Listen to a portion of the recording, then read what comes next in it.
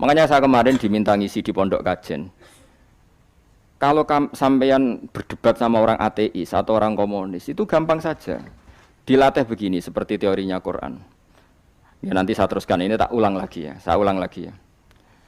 Andai kan nggak pernah terjadi telur itu jadi ayam, nggak pernah terjadi sama sekali. Telur itu jadi ayam. Terus kamu mengasih tahu orang tadi, telur ini loh nanti jadi hewan yang hidup terus terbang. Mesti dia bilang mohal, mau benda mati kok nanti jadi benda hidup yang terbang ngalor ngidul. Berhubung sering terjadi dan dia pun tidak ikut bikin, bilang mungkin. Paham ya? Saya ulang lagi ya. Berarti dia bilang mungkin karena sering apa? Terjadi dan dia lihat. Andai kan pertama kali nggak ada telur sama sekali yang jadi ayam, terus pengalaman pertama di dunia belum pernah terjadi. Kamu kasih tahu telur ini nanti jadi ayam terus terbang. Orang ini bilang mukhal enggak? Mukhal. Berhubung sering terjadi bilang enggak? Nah berarti kita nanti bangkit dari kubur gampang saja bagi Allah. Cuma belum pernah terjadi kamu mengatakan mukhal. Nah makanya otak kita harus dibenahi. Makanya jogeman percaya yang pernah kita lihat, yang sering kita lihat. Percayalah dengan akal, tapi akal waras tuh. Arah waras itu serempet tatanannya wangil. Makanya Islam itu melatih. Kul falillahil hujjatul balighah. Misalnya begini ya, dulu kalau Gerwani atau PKI atau siapa saja lah, itu kalau melatih anak-anak TK, makanya seorang ulama harus punya kecakapan penjelasan ibanatul ahkam. Itu anak-anak kecil dilatih. Anak-anak kamu terpejam, mintalah manisan sama Allah. Ya Allah saya minta manisan, saya minta permen. Terus disuruh buka, dapat enggak anak-anak? Enggak dapat Bu. Wah berarti Allah enggak ada. Sekarang minta sama Bu Guru. Bu Guru kami minta permen dikasih.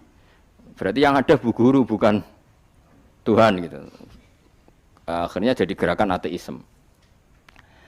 Nah sebetulnya untuk melawan gerakan itu kita harus melatih begini misalnya gini. Saya itu pernah ketemu sama orang yang berpikiran komunis. Oh komunis juga. Dia nantang saya gini, Pak, pokoknya saya tidak bisa menerima konsep Tuhan. Sebelum Anda bisa menjelaskan kenapa ada Tuhan. Jadi, bocah kok elek ini. Aku ngerti aja, sak cerdas ini tetap cerdas aku yakin tetap cerdas aku. Rasanya selain raine seram meyakinkan, tak pikir tetap cerdas. Kulo itu kan wong Quran nggih, artinya punya pikiran panjang. Mungkin di antara orang Islam kita ini tidak punya kecakapan menjelaskan. Tapi kalau orang sering baca Quran, apalagi dia ngaji tafsir ya yang waras, maksudnya waras lah. Terus rapati seneng duit, barang ini penting. Kalau seneng duit, wis mari goblok. Yakin ulama seneng duit, mari goblok tak jamin. Umpama alim wis kelas B, kelas C gak bisa, tahqiq gak bisa. Kalau tahu dikandani konco kulo riyen ambek jenengan udah saya kaca akhir. Lah kenapa? Cok seneng duit kulo. Duit masalah bagi ulama. Orang duit lebih masalah kan ya. Maksudnya rasa senang tapi ojo terus gak duit. Sekarang saya tanya, Quran itu melatih kita gini. Quran itu sederhana kalau ngelatih tauhid. Tapi orang pasti ingat. Kata Allah gini, nggak apa-apa, saya tidak Tuhan nggak apa-apa. Kamu yang Tuhan. Tapi buktikan kalau kamu Tuhan. Caranya gini. Am khalaqus samawati wal ardi. Ya nggak apa-apa, kamu yang Tuhan nggak apa-apa. Tapi buktikan kalau kamu menciptakan langit, bumi. Mereka pasti ikrar, ya tidak mungkin saya menciptakan bumi, yang saya lahir sudah ada bumi. Yesus lahir sudah ada bumi, enggak mungkin Tuhan. Terus Tuhan membuat pertanyaan kedua, am khuliqu min ghairi syai'in. Ya sudah, kalau saya tidak Tuhan, lalu enggak ada Tuhan, berarti alam raya ini tercipta oleh sesuatu yang enggak ada. Aneh enggak? Misalnya sebelum alam raya ini enggak ada Tuhan. Berarti sebelum alam raya ini kan adanya nihilisme, sesuatu yang enggak ada. Kemudian sesuatu yang enggak ada ini menjadi penyebab sesuatu yang ada. Aneh enggak? Belum ya aneh. Sesuatu yang enggak ada itu mestinya kan enggak bisa ngelabeti, enggak bisa berfungsi, enggak bisa ada gunanya. Wong jenenge ra ono iku ya ora marai apa-apa. Wong ra ono kok dadi sebab. Sesuatu yang menjadi sebab itu yang wujud apa yang enggak ada? Yang wujud. Sak takok. Lah kalau enggak ada Tuhan berarti alam raya ini lalu sebabnya apa? Ya dari ketiadaan, lalu tiada itu menjadi sebab. Lah yang tiada kok dadi sebab tekem lho. Mikir di mana-mana yang sebab itu harus barang yang wujud, nggak boleh tiada kok jadi sebab. Ini kan jadi aneh, sesuatu yang tiada menyebabkan sesuatu yang ada. Terus dia bilang, ya pokoknya ronde ini kalah, tapi kamu tak pikir nganti mati temenang aku mending ngono. Makanya sebetulnya dalam ilmu mantek, pertama itu kita tidak harus iman Tuhan itu namanya Allah, tidak harus. Makanya pertama dikenalkan, sementing kenal Tuhan itu ada dulu. Disebut zat sing wajibil wujud, belum disebut namanya Allah. Allah itu disebut nama Islam, paham ya? Saya ulang lagi, Allah disebut itu nama Islam. Tapi kalau penemuan akal hanya sampai kita ini butuh zat sing wajibil wujud, sing menjadi penyebab semua alam raya ini. Di bahasa Arab disebut musabbibul asbab. Belum menyebut Allah musabbibul asbab. Islam pun pertama Iqra turun ya enggak nyebut Allah. Iqra bismi rabbikal ladzi khalaq. Khalaqal insana min 'alaq. Iqra wa rabbuka. Tuhan itu siapa? Yang mencipta. Nah, yang mencipta ini oleh syariat Islam disebut Allah. Tapi dalam logika yang penting kowe kenal sik ana musabbibil asbab. Pastikan bahwa alam raya ini yang wujud pasti disebabkan sesuatu yang ada. Enggak boleh barang wujud kok diciptakan oleh sesuatu yang tidak ada. Wong gendeng ora barbar, barang ra ono mbok sifati al-khaliq. Sing gawe langit bumi apa? Pencipta. Penciptane apa? Sesuatu yang tidak ada. Kowe ikhlas diutek ngono kowe ikhlas ta ora? Gak kowe ikhlas ta ora diutek ngono kowe ikhlas ta ora? Kowe gelem dadi bodho ngene. Gelem kan? Mboten. Nah, nikmat ngono jenenge nikmat batin. Mulane sing suwenang mbek kalimat la ilaha illallah. Wes ana sing bid'ahnallah iku wong nganggur wis beno sak uni-unine. Tapi kadang memang kita berlebihan. Tahlilan rabar-bar matang puluh dina ini rabar-bar. Muga alasane wis disangoni akeh tahlil sedih lho sakake penggemar sing keselen sing rantuk sangu ya butuh cepet.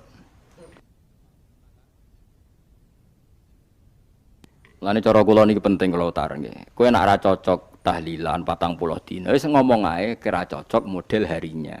Tapi ki aja menolak kalimat la ilaha illallah iku disifati Kanjeng Nabi kalimat thayyibat. Wong Nabi wis nyifati thayyibah, kalimat yang suci kok nyifati bid. Soal kira cocok wong sebut. Misalnya kamu bilang saja wong mati wis sangu amale lha apa didongakno barang. Nek kowe pengen ndonga ora usah ndonga. Wis ora usah biasa wae. Kula lah mbok dongakno ya ora seneng. Gak meyakinkan. Karo dene mlebu swarga butuh dongamu ora ono swarga fadhole pangeran lha apa mbok dongakno barang. Ya tapi kowe donga aku ya seneng. Senenge ya semau lah timbang nyanyi-nyanyi rame-rame sadok donga. Wis mandi apa ora pokoke donga. Saya ulang lagi ya.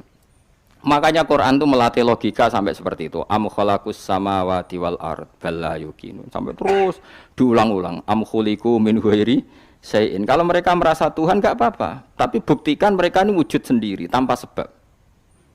Atau begini, kalau mereka tidak tahu sebab pencipta langit bumi, mereka sendiri suruh yakin kalau mereka adalah penciptanya. Amhumul khaliqun, enggak apa-apa. Ya tapi masih Abu Jahal gendeng lah, masih Abu Lahab ngawur lah, nak takoki, ya wes pangeran kowe wae sing gawe langit bumi. Penggemarnya saja pasti tertawa. Mosok Abu Lahab darani pencipta langit bumi, wong lahir wae ning bumi. Tapi Quran oleh gojlok am khalaqus samawati wal ardo. Apakah mereka menciptakan langit bumi? Bala yuqinun, mereka pun tidak pernah yakin. Jadi itu pangeran. Makanya di mana-mana orang alim itu suka debat. Karena pangeran sendiri kalau menjelaskan kebenaran seringnya juga nantang debat. Kata Allah, "Qul ara'aytum ma tad'una min dunillah aruni madza khalaqu minal ardi am lahum syirkun fis samawat." Enggak apa-apa mereka Tuhan kata Allah, tapi buktikan zaman langit diciptakan mereka memberi kontribusi apa? Apa urun bego, apa urun cagak, apa piye lah pas aku gawe langit iku dekne urun apa jare am lahum syirkun fis samawat. Misale urun apa lah?